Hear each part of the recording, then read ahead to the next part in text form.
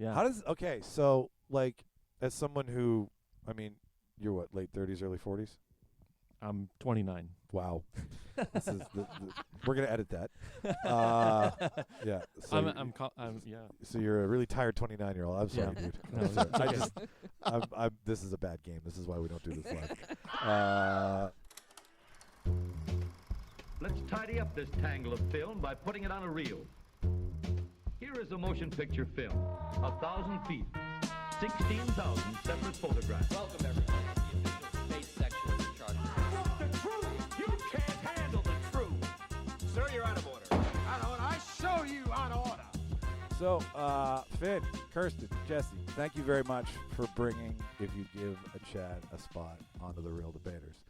We like an origin story here. I always like finding out how something started, and I believe that's due to your brain, Finn. Is that correct? In part. Okay. In part. Spend a lot of time in the gym. Big gym guy. Love the gym. Love creatine monohydrate. I won't go off on a tangent about that yet. That's for later.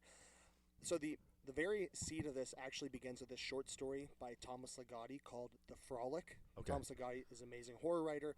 The Frolic is this little short story about a doctor who's moved him and his wife next to this psychiatric hospital in order to interview this patient.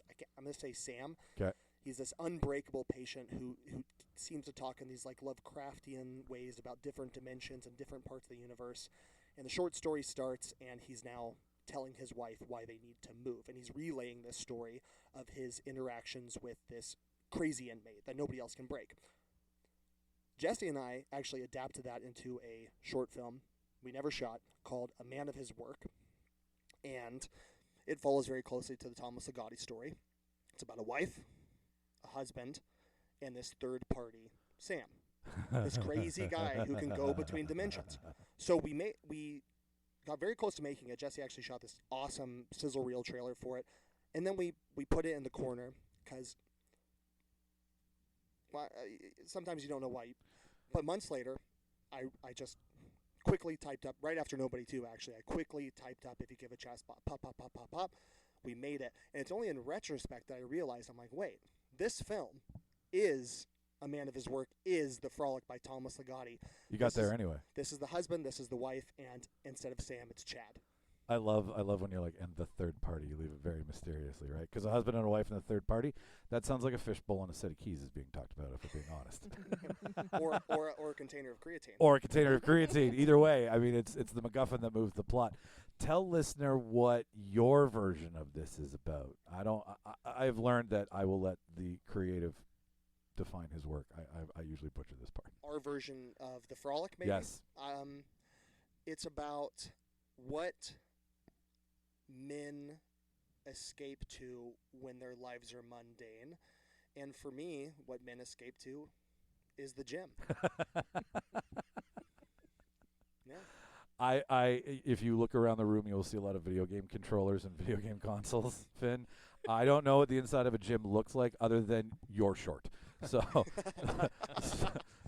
some men. Some men. Not But all. no, but I do love it because the gym, I guess, is like one could assume that if you were being a stereotype, the gym is for the man as much as the mall is for the woman. Yes, it's very archetypal. Right? It's very archetypal. Very archetypal, because really, yeah. the film could have been about video games. It could have been about going to the movies. It could have been about farming. I mean, if that's pretty manly, farming or some kind of manual labor. My partner is the daughter of a farmer. I am outmanned every weekend we go home. I understand. I can't farm. She can outman me. But we chose the gym. I think for the very reason you said. Yeah. It's very stereotypical. I think it's an easy medium, right? Everybody knows what the gym is like. You can assume your stereotypes. Everybody's a little different at the gym. It's a place where it's a little awkward. Your first time at the gym, or maybe you're the guy at the gym who takes up too much noise and too much oxygen.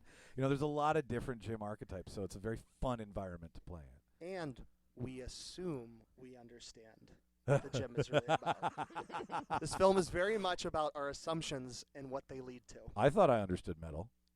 I came out of this. I thought I knew what creatine was for. I had no idea it was for brain health, which we have to talk about after. 5 milligrams. I know it's committed to memory. Fit. 5 grams for the rest of your life. That little moment where you and Dave are talking and you break and you look at the camera, and you're like 5 grams, and then it mimics out of Dave's mouth and then cuts back to you like it's this like Bible verse that you've been reciting your entire life. Like it's so brilliant. So. Tough problems writing it. Did it just spill out? Was it something that you? This one, because it's so close to home. This one spilled out, and then actually, I think we shot 1 or 2 days of it, and I was on set. I was doing a stunt day, and I was sitting with Sean Skeen. I'd been telling him about this little short we were saying. He directs comedy. He's super into comedy. He goes, all right, I want to read it. And so while we were sitting there between takes on this stunt day, he took a look at it, and he was like, I love it. And then started asking questions, almost like the Socratic method. What about this? What about this? Why does it end here? Blah, blah, blah. And then I took those notes because we were shooting our next day, the next day, and rewrote it again. And boom, we went right. I think that was right when we went to the kitchen scene, and that's when we shot everything with Kristen and David. I've been making films with Jesse for like almost 10 years because we both did the theater and film program at the University of Winnipeg. So Jesse and I have had a lot of highs and lows making films together. Mm-hmm. And Kristen and I met. Did we meet on Ice Road?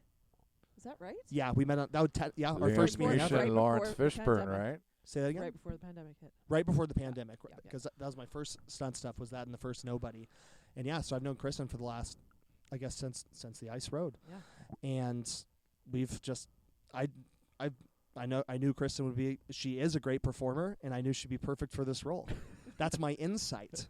That's because of my brain health.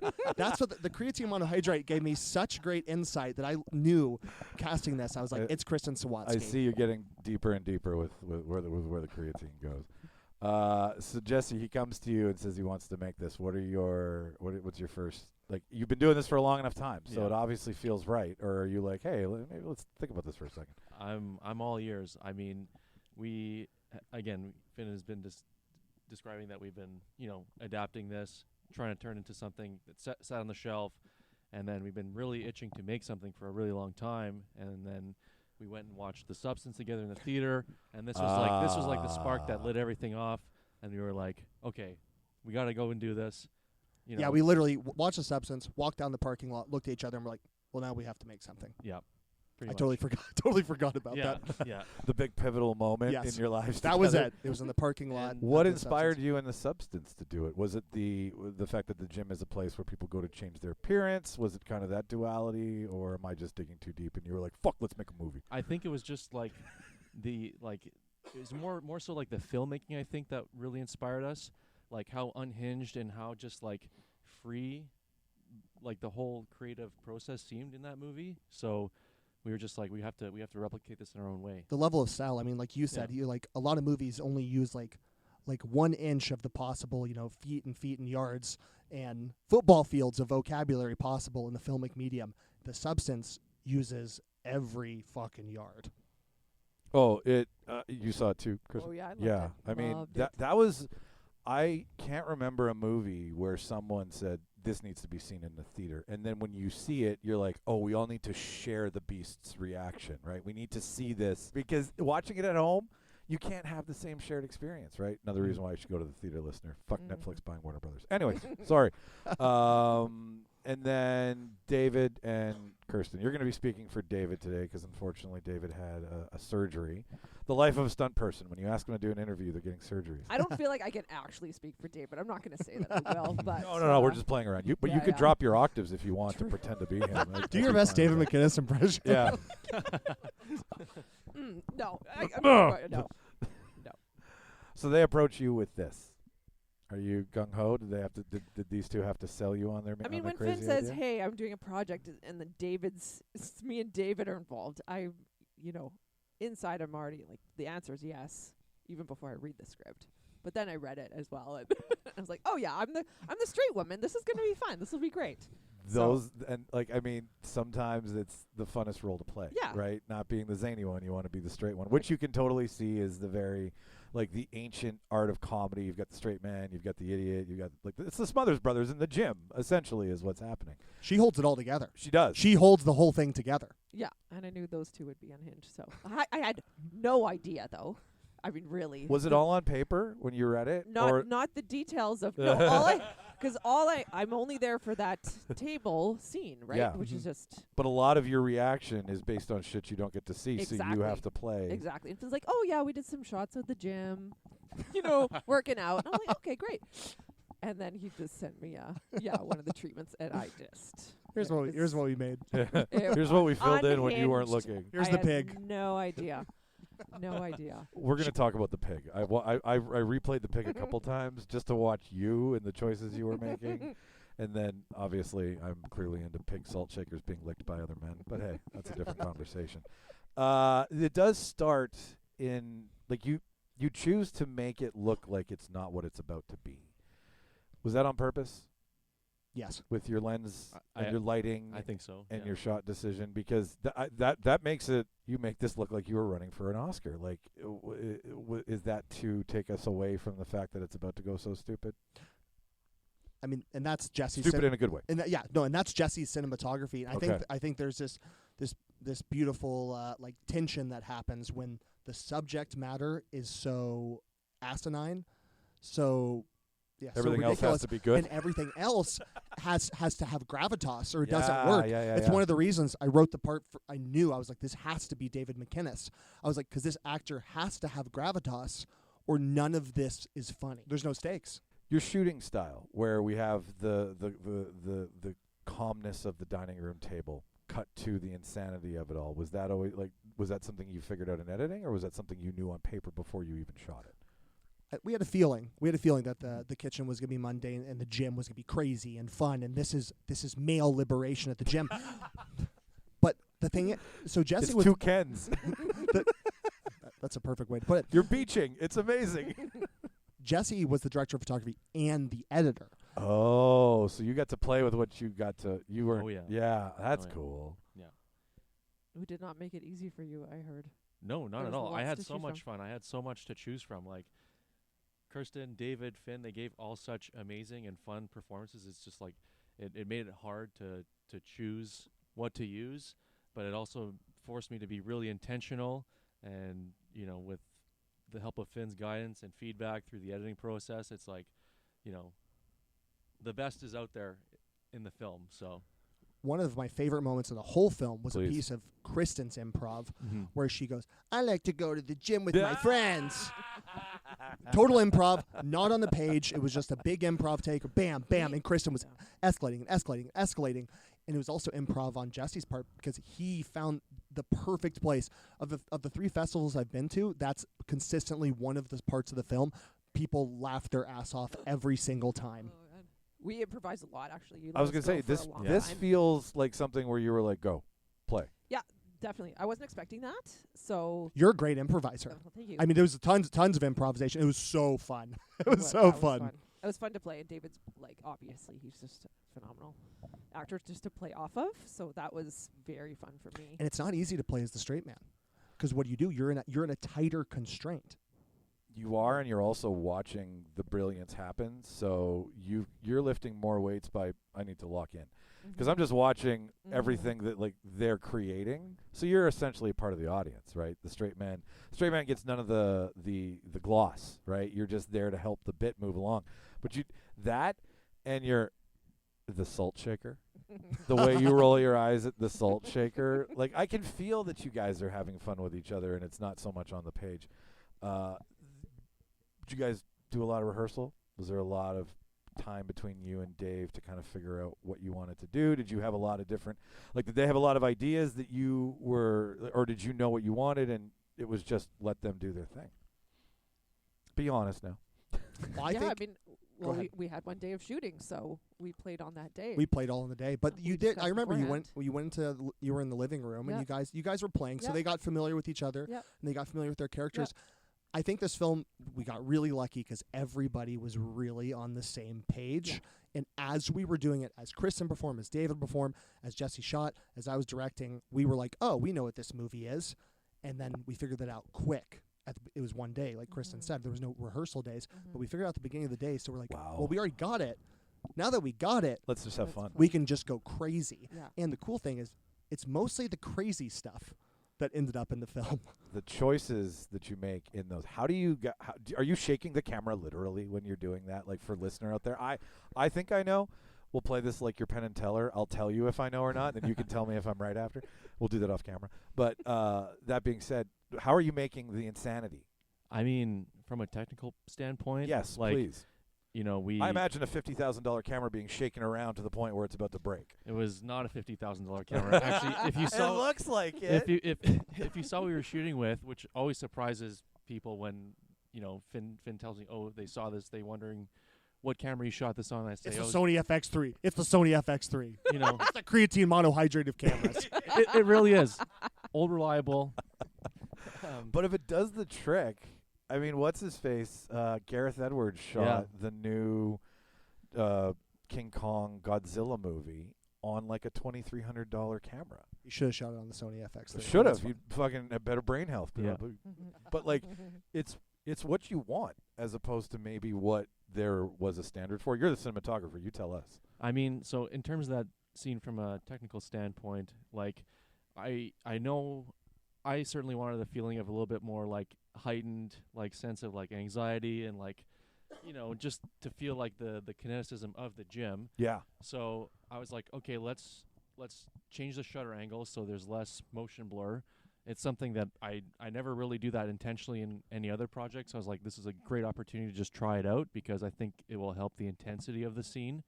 And, you know, and I'm really just, David and Finn are just running around the gym. I'm just, you know, barreling the camera around, trying to keep up with them and just letting the action unfold.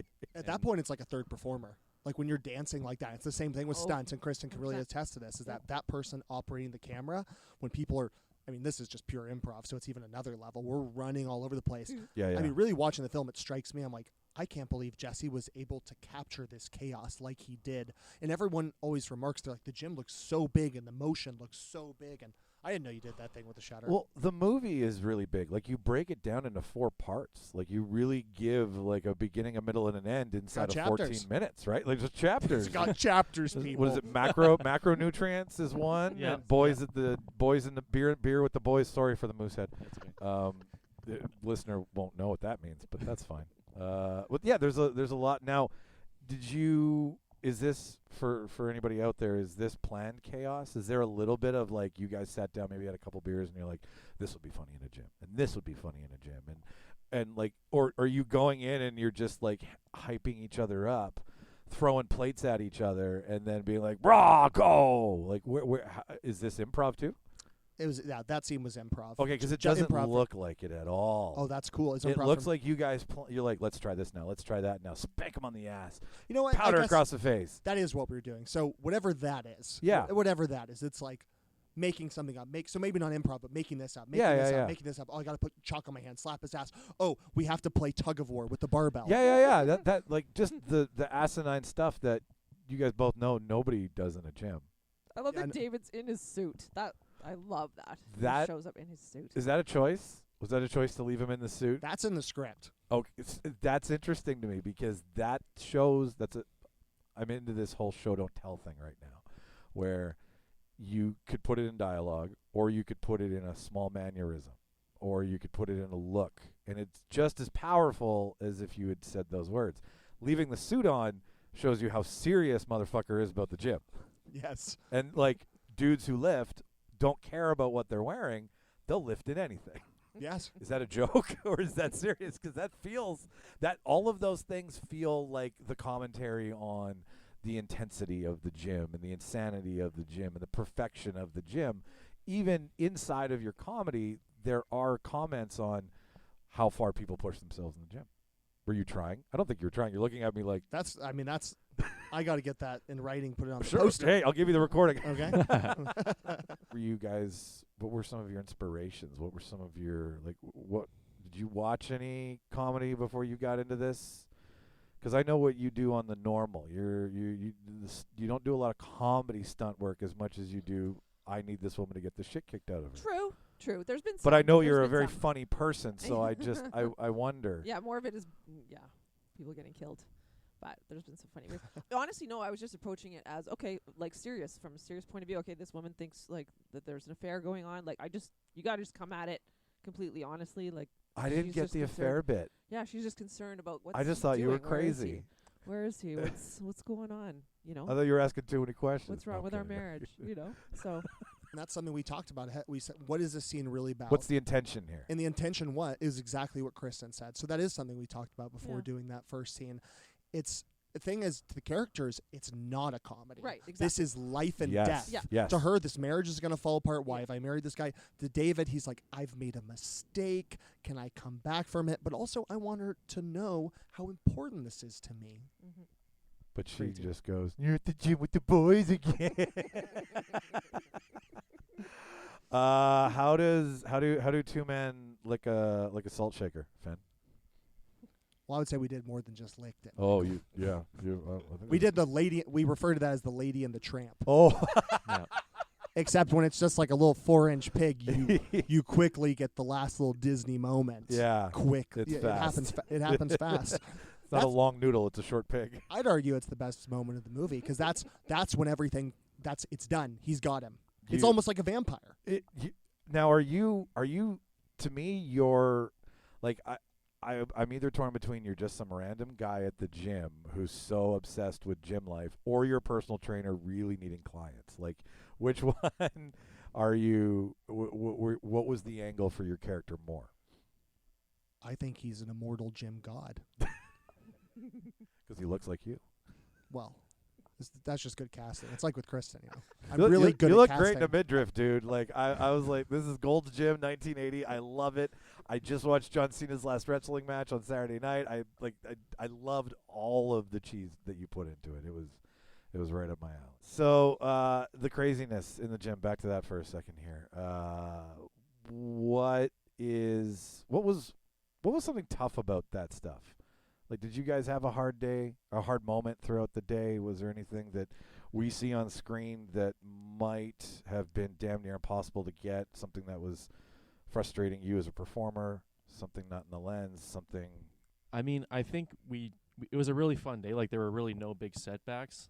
You know, we were recording sound too, and we just had like this boom pole on a stand. So I'm running cable, hitting record on the Zoom recorder, and then hitting record on the camera, running around all over the place. So it was a pretty like taxing day for me. You know, just like, again, keeping up with these guys. But Making your DOP also do sound is a human rights violation. this is true.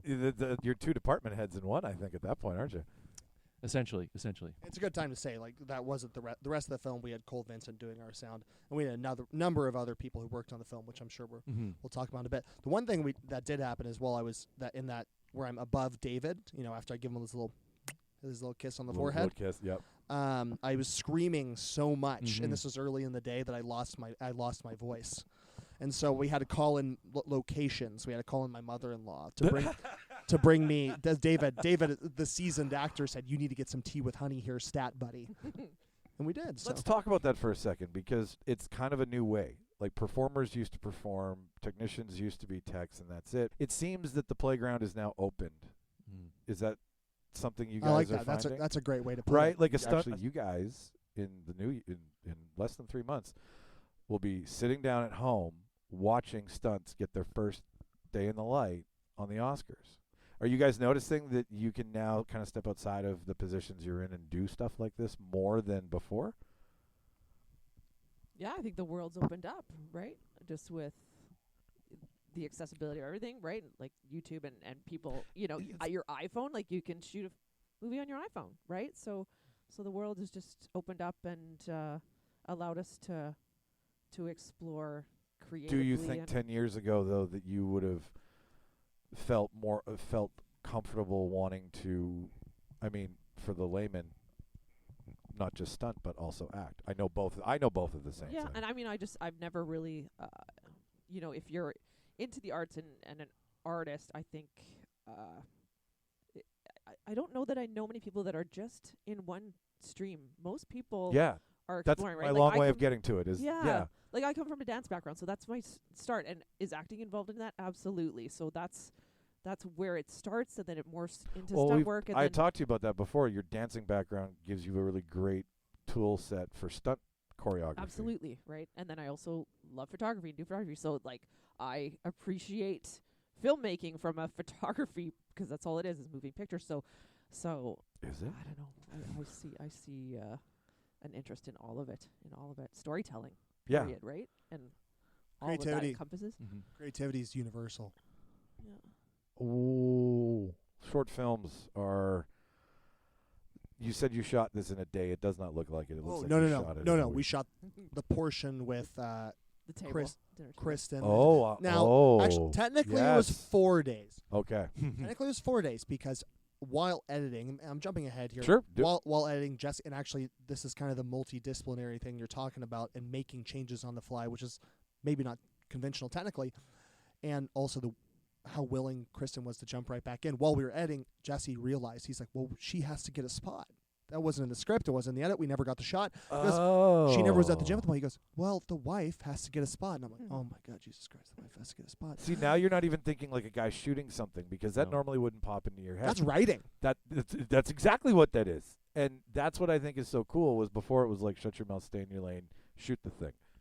Yeah. And the thing about doing stunts or doing photography or cinematography or whatever it might be is it brings you into contact with incredibly talented people. And then if you're smart, you look around, you're like, well, if I get these people together, I'm going to be able to make something that's really fucking sick. Yeah. Well, because if you put them all in the same room, they're gonna make, if you give a Chad a spot. See what I did there? I like that. I like that a lot. Your how did you? What were your lighting choices? Like, this thing looks crisp. It looks clean. I mean, like, the answer is really it wasn't that complicated. You know, I had It's supposed to be.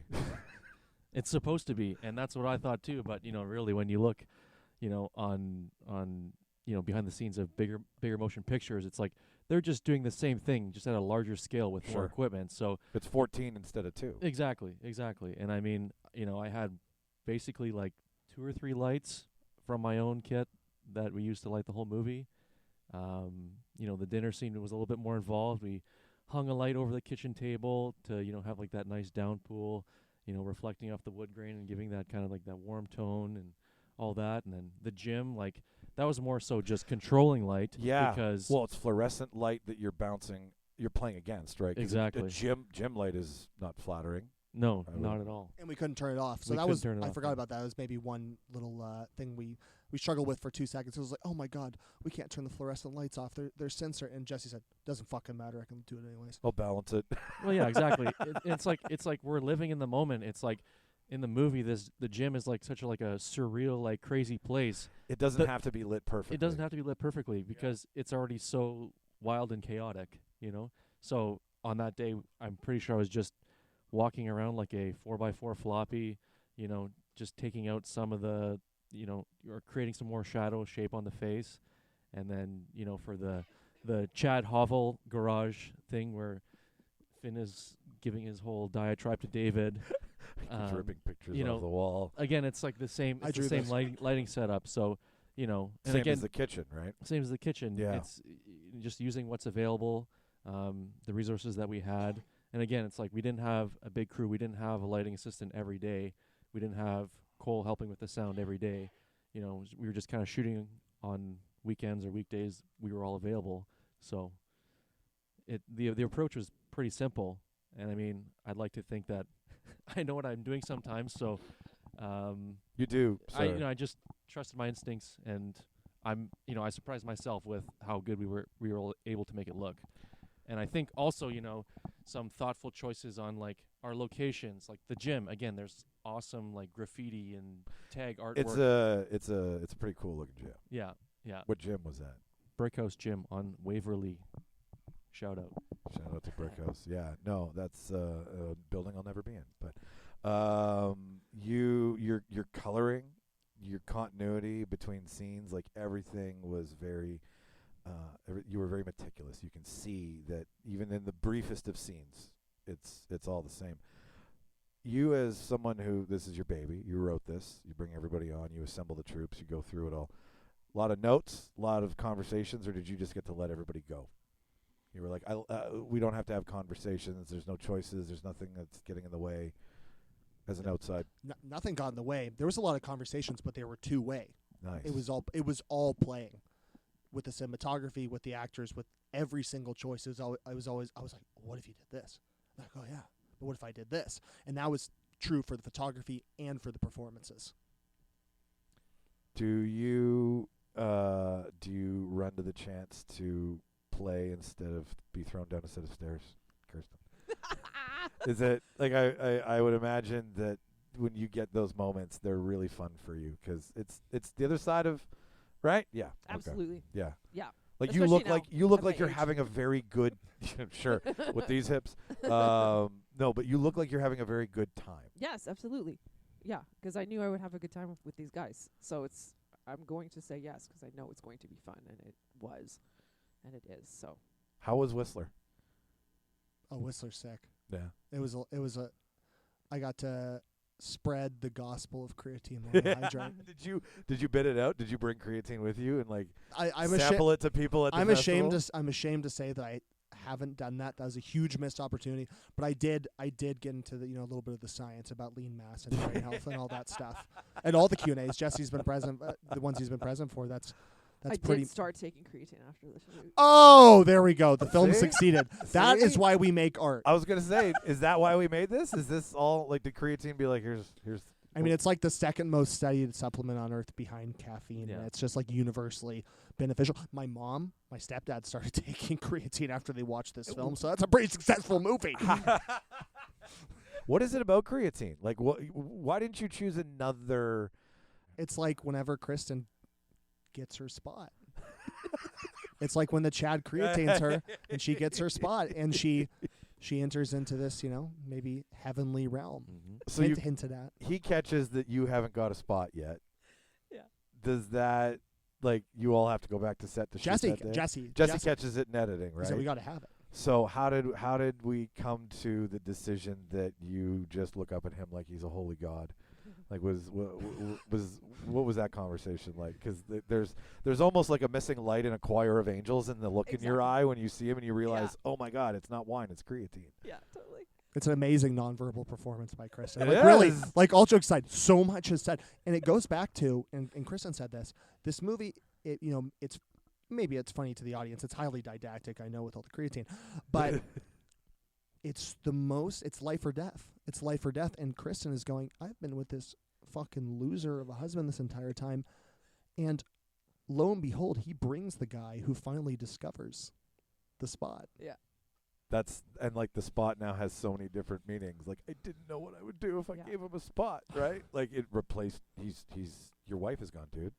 She got creatine. She got created. There's so many different levels there. I remember it was interesting when we were shooting. I didn't know whether I was like, is this guy hiding in the house? Like, is this? I thought maybe it was going to be shot maybe more like a horror. Like maybe we'd see glimmers of him like walking in the background or And something. we did try that. We did do that. We did try that, and it just didn't It end up didn't. working in the edit. Right. I was walking behind you while you were talking. and Right. that thing is full circle. This thing is a horror movie. Well, you do create there is that sense of like thriller-esque suspense. You're definitely building to something, and like you can clearly tell that either Dave is going to run away with you or something else is going to happen. That's what I thought. I thought it was going to be one of those like you're not enough for me anymore. I need 5 milligrams of my new friend every day. Grams. Not milligrams, grams. Grams, my bad. My Okay. bad. See, I'll preach Yep. at your temple one day. But it works so well. It's so much fun.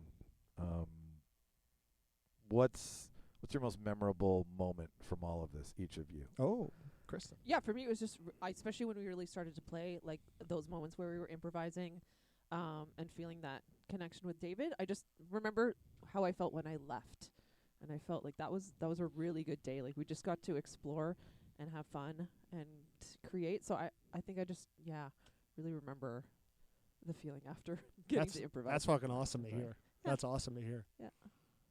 Jesse?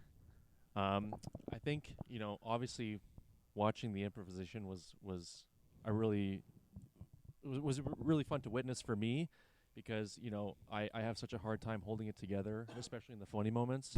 Like I'm constantly catching myself in the edit, listening to like the scratch audio, and I can just hear myself giggling. So that was a lot of fun. But I think one of the funnest moments for me was kind of, I guess you would call it, in the pre-production, or in the production phase, where I don't know, it wasn't necessarily in the script, but it was described. The kind of like the murder board in that Chad hovel. I was just like, I get to create something here. So I'm just gonna take all like these weird niche like subculture gym memes Yeah. and and print out a bunch of Photoshop pictures with Finn and Arnold Schwarzenegger and all these other famous To bodybuilders. Chad from Arnie, like Exactly. all that whole little montage, and that really explains his crazy. Yes. You nailed it, dude. Yeah. That's so Oscar-worthy production design. I'll turn that into a wallpaper. And you, what about you, Finn? Well, when we double teamed the pig was a big one. I'll say this: it was. You're very intimate. Like you guys are. It's real. It's not funny to us. It's This is it. This is us merging. This is us merging into one. I mean, it's kind of like the myth of the vampire, right? Like, I Sure. just got done reading Salem's Lot, and whenever Ben and Jimmy, they test their theory on this vampire girl. She comes to life. She actually bites Jimmy, the doctor's neck. He somehow survives it. Plot hole, whatever. And he tells Ben, he's like, "Oh my God, it was so weird." He's like, "Because I've never been so terrified in my life, but I also had an erection." Yeah. And The I think that speaks to the pig. It does speak to the pig. And then I got to have the experience of seeing that live, and Jesse too at Dead Center at these. For me, it's after production. It's seeing everything with a live audience. Seeing your stuff with a live audience is the shit. I And then you get to experience it with the audience. And Yeah. at that point, yeah, it's already done. But at that point, it's like your film is, and this is what you said. This is the experience of going to the theater. It's completely different because totally. the film is now has an interplay with the audience. It's like live music. It's like anything. If you put feeling and music and story into anything, and share it with a group, the science of it, the emotion of it, the entropy, like there's something going on that we all get hypnotized, and we all share this lovely experience in the theater when you guys go to the mats. Literally, for us, I'm sitting there entertaining. You're getting thrown through shit. You're getting thrown through shit. You're probably in the most awkward situation, being like, we cannot put a camera in here, And it's all for me to sit there for 2.5 hours and be elated and go into a different world, be it the gym with Chad or, I like that word, hypnotize.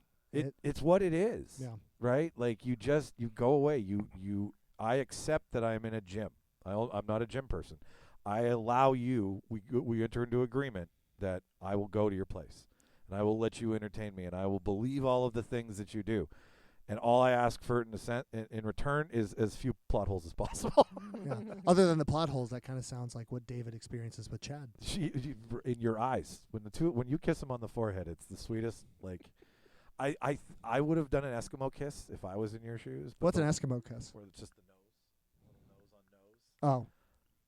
No way. That's the choice I would have made, but it works nonetheless. I'm just. Anyways, you guys have been busy, all three of you. I talked to you beforehand about what you guys have been up to. You got beat up by Bob Odenkirk, Finn, just like Dave got beat up by Bob Odenkirk, and you got beat up on a boat. How was that experience working on Nobody 2? Because the stunt community here, you guys are leaned upon a lot. You are brought up on a lot of things. You do a lot of work. There's a lot of things on screen that not a lot of people know. Kristen has choreographed. You have been a part of, like, the Skeens, and you guys really do put Canadian stunts on the map. And it's really great to see when you guys get to be on screen and do a lot of shit. Too kind. Thank you. You're welcome. Thank you. Back to the boat. What was that like? It was fucking awesome. That's definitely that was the coolest sequence I've yet to do in my career. I mean, it was like my fucking apocalypse now. I mean, we were literally on that river for 4 days. I might be butchering a little bit, but I think it was like three main unit days, and then 1 second unit. And it was all action. I mean, we were literally fighting on a boat in the middle of the river, getting beat up by Bob Odenkirk for 4 days. What do you, and like, I mean, I I can understand, maybe I can't understand. I'm talking out my ass, but I can understand being in a room with that man. But now you're breaking down fight sequences, which you like to do. What's it like talking with someone who you would be very surprised to know it can work on a fight scene? You know what's one of the coolest things he said is he compared he was standing there in between takes and he was like, I haven't felt something like this, like the improvisation and how we're figuring out all the fight beats since I was in a comedy writer's room. And I think there's a video of he does that in a video interview where he talks about that. And he said that in the video interview that I'm sure you can find online, but he said that to us on the boat. He's like, man, guys, I enjoy this so much. This is You're riffing. This is the yeah. You're having fun, and like Stunts is that, right? Stunts is controlled insanity. Yeah, and I mean the original stuntmen and the original comedians, the silent movie comedians, were like Buster Keaton and Charlie Chaplin and all Yeah. these guys, and stunts and comedy and the physicality. Oh, you can't have a pratfall without a stunt person. Like you guys are hand in hand with the hilarity of Hollywood cinema for the last 100 years, because no one's going to be like, I'll do that, right? I mean, yeah, people falling is like the most. Come on over, Bruno. His name's Bruno. His name is Bruno. He's named after The Bruno movie. from Dancing with the Stars. Yeah, he's the Over fattest Bruno. cat in the house. He's got a little mustache. He's like a tuxedo cat, I think. Oh, I'll show you all 4 upstairs after. You'll blow. There's a lot of cats. He in can this be in the house. sequel if you give a John Spot sequel. Yeah, if you want him, you can have him. I'll give him to you for free. Well, You I got will the pig say, job. the pig salt shaker was originally the cat salt shaker. Oh, there were decisions on that. Yes, yeah. I figured that was just like wherever you guys were shooting, you were like, let's put this in our mouths. This will be funny, because it is like whatever's in the No, room, put it in your mouth. That was a coordinated Value Village trip. We were on a mission. It's got to be a That pig. was a choice. Was it because the pig was rounder and the cat was maybe more jagged edges? Unlike this fat fucker sitting down There's here? something about pigs. Yeah. No, I just get like it. 'em. They're cute and cuddly. Yeah. Yeah, dude, I watched it. We went and saw Nobody in the theater, and then I watched it a couple times since, just because I like seeing you guys. I know that guy. I've talked to that person. How awesome is it when David gets his face smashed through the pinball machine? Man, he's in the trailer so much. Yeah. Oh, so it's- cool. It was amazing. It was awesome. That stunt team working with it was led by Greg Rementer and then Kyle McLean and Kirk Jenkins and Caleb Spilliards and Nick Ver like that core team they travel everywhere. They're fucking amazing. That's the 87 North group, guys. I don't know if they're specifically 87 North, but I know they work on a lot of 87 North productions and they're fucking amazing. I learned so much being around those guys. And like, it's such a natural progression for stunt performers to be filmmakers, because you guys, I've talked to you about this before, but the set is almost the set is given over to the stunt team whenever there's a stunt, right? So now you're driving the ship, essentially, right? So it would be a natural inclination to be like, I want to make a film, Yep. as opposed to anything else, because you want to see how your part now gets into everything else and how it all works together, which is why some of the best action movies are made by ex-stunt performers since John Wick, right? The Chad Stahelski syndrome, I call it. And David Leitch. And David Leitch, yeah. right? Like, you look at these guys and you're like, yeah, they were the ones getting thrown off of a roof, and now they're ones calling the shots. And you have to ask yourself, like, why is that? That's because they know action. Yeah, you and know? now David Leitch brings so many of his action movies to Winnipeg. And Is we it? get to be Yeah. and we get to be the benefactor. Is that a thing? Like, are they aware Beneficiaries of of that now, where like their business, like their model of filmmaking survives on tax havens like Winnipeg and I don't know, but they bring a Atlanta? lot of movies They here. do. They've done 4 movies here, And they just right? did Violent Night too, which David also has David's also in that a one. big part. Yeah. Jesse, we were talking. Mm-hmm. What's Yeah. coming up for you? You finally got you were telling me your buddy got a grant. Yes, yeah. So my good friend Ryan Steele received a telefilm talent to watch grant for first feature. So we shot our first feature, his first feature, my first big feature as a DP in October. Shot it here. We shot it in Winnipeg. We shot part of it in Gimli for 1 week, and then the rest in studio and on location in and around Winnipeg. Nice. We shot it on 16 millimeter film, so true nod to, kind of Old-timey sci-fi feel. sci-fi, yeah, B-movie, like Evil Dead, Creature from the Black Lagoon. Exactly. Yeah. It's kind of like, it starts off with a plane crash and then turns into kind of like this whole business drama scandal thing with lots of sci-fi elements. It's going to be really fun. So that's going to be coming out some point 2026, if not early 2027. And then the other thing I did, I directed my own short film for the first time in many years Nice. this past summer. So that'll be coming out when I decide to get back into the edit suite. So that's what's coming up for me. Yeah. Awesome. And you shot that feature? Yeah. You shot that on film. Yeah, we did. Really? Oh, yeah. Yeah. Okay, so you didn't grow up on film. You didn't learn this on film. Is that something that challenges you, that scares you a little bit when you get to play with it? It certainly does. I mean, it was influences your choices, I imagine. Absolutely. And I mean, it was 100% the director's choice, the creative team's choice to shoot this feature on film. And I mean, yeah, I mean, it's not something I learned on. Like, I learned up in I came up in the age of digital cinematography, so this was something I had to learn on my own. And thankfully, this was not the first project that I'd done on film, so I had some experience before. But, you know, something on this scale, with this amount of money and this amount of pressure, you know, it was really nerve-wracking. I would imagine so. Yeah. And I mean, I think because film is so delicate and the process is so involved, you have to be, like, meticulous and be, like, aware when you're working with it. So, you know, even when you think you've made a mistake, the film is so forgiving, surprisingly, and there's so much latitude in the exposure and all this that it just all worked out. All the footage we got back looks amazing.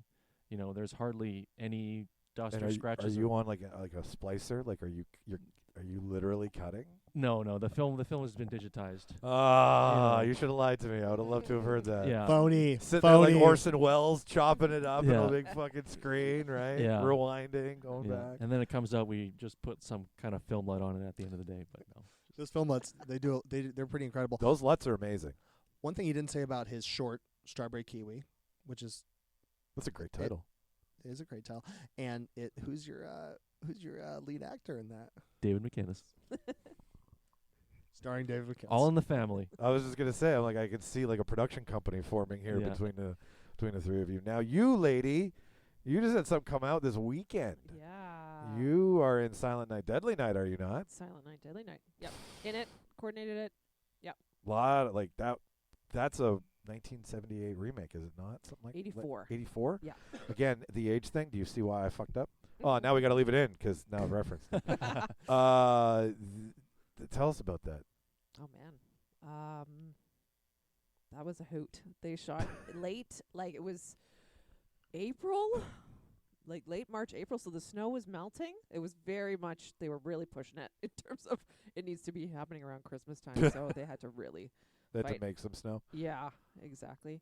Yeah, Mike P. Nelson directed, so they reached out. We had a good chat about it. Did he write this one too? He wrote it. Yeah. So Bloody Disgusting has just been repping the hell out of it. It's a really I find the story endearing because it really focuses on this character Billy and how he came to be, like how he came to be doing what he's doing. And it's a real character study of a psychopath. Exactly. And this guy doesn't want this life anymore, right? And meeting someone else. And so it's this kind of romance within this slasher movie. Is that Ruby's character? Yeah.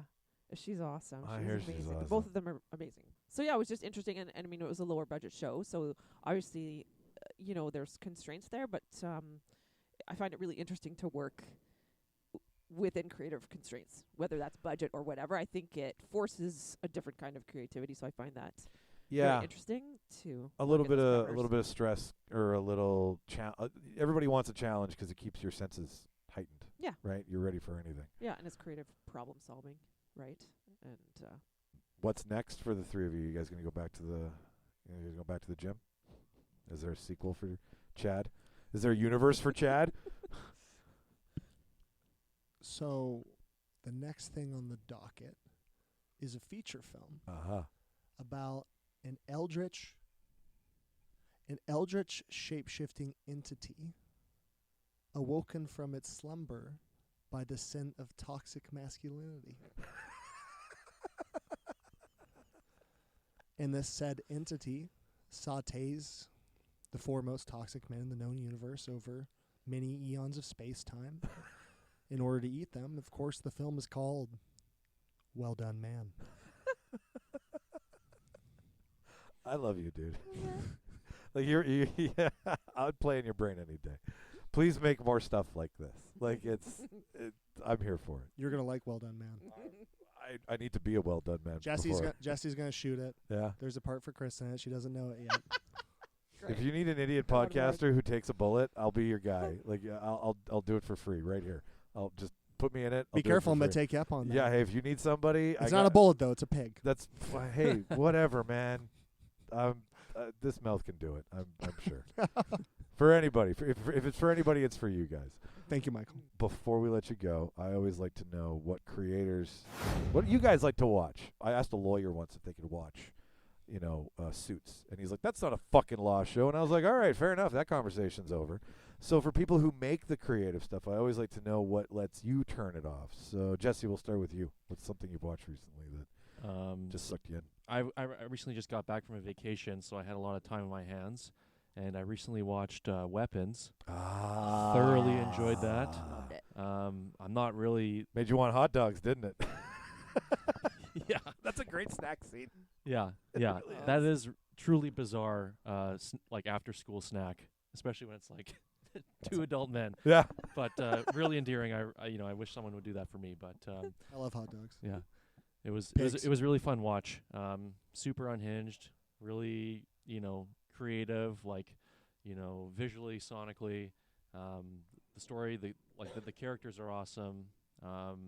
I don't know. I wasn't the biggest horror fan before, and now after kind of, Finn and I, we've kind of watched a few horror movies together. I mean, the Substance technically it falls Yeah.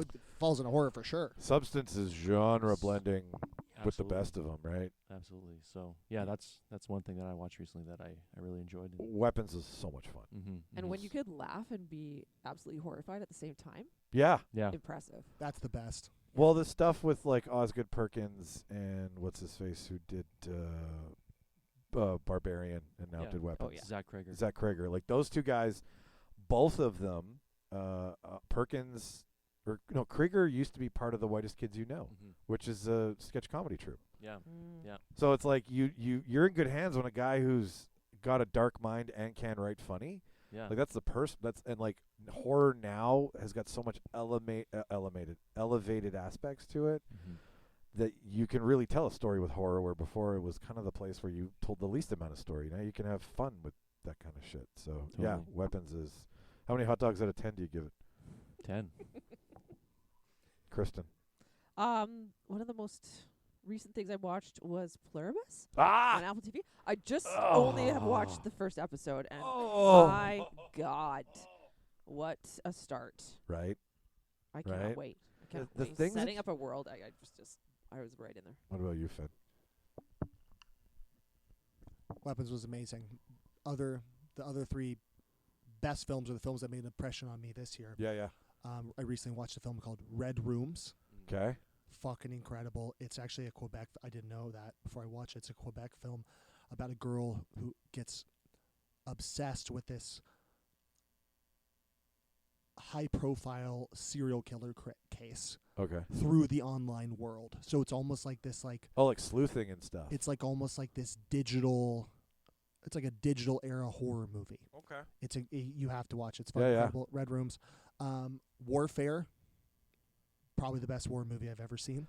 Came out earlier this year. It was Yeah. two directors. One of the directors. It's actually about. I think. I his know name the is one you're Ray. talking- Ray. I can't think. Ray of his last- Mendoza. Ray Mendoza. The and real Alex, life Navy and Alex SEAL. Garland. Yeah. And they said the film was based on real memories, and that's what it is. It's like a slice of life horror movie. It's unbelievable. I've seen it.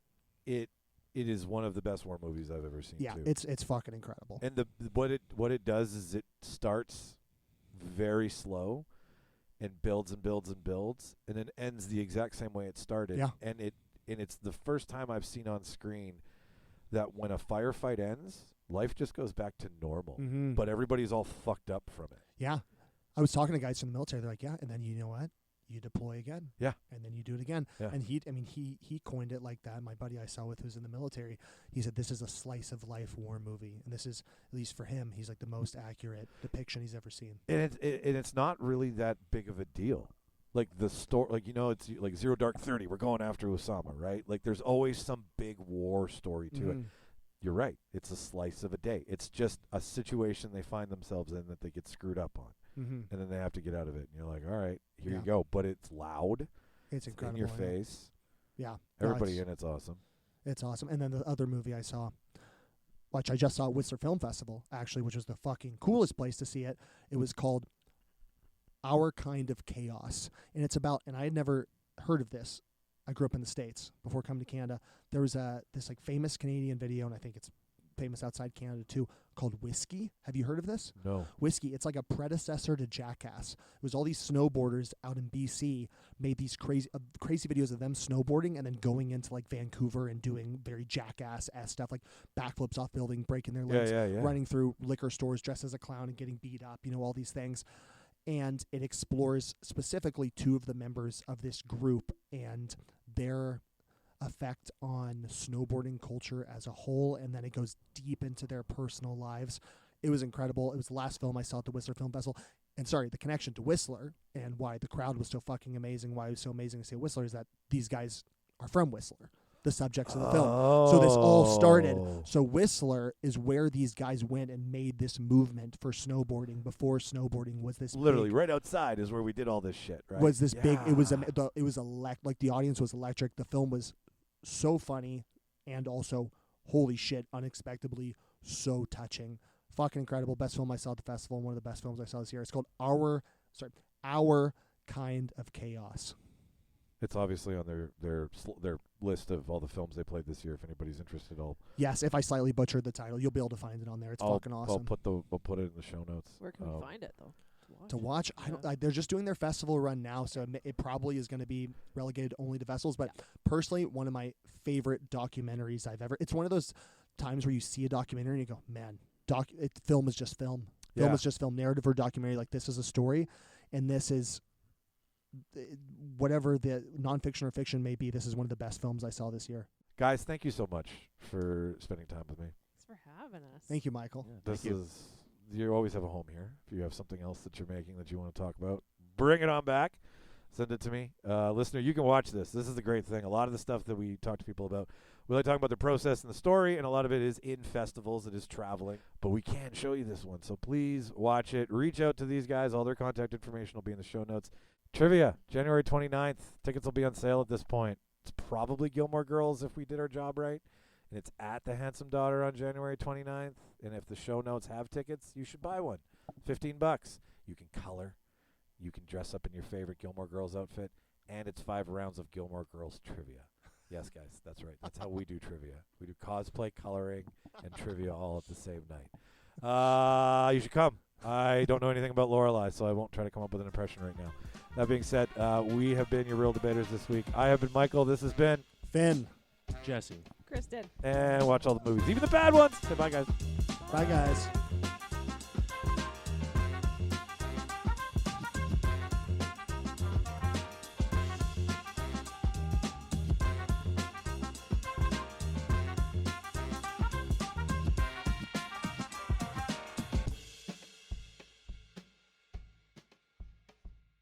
Thank you for a very enjoyable game.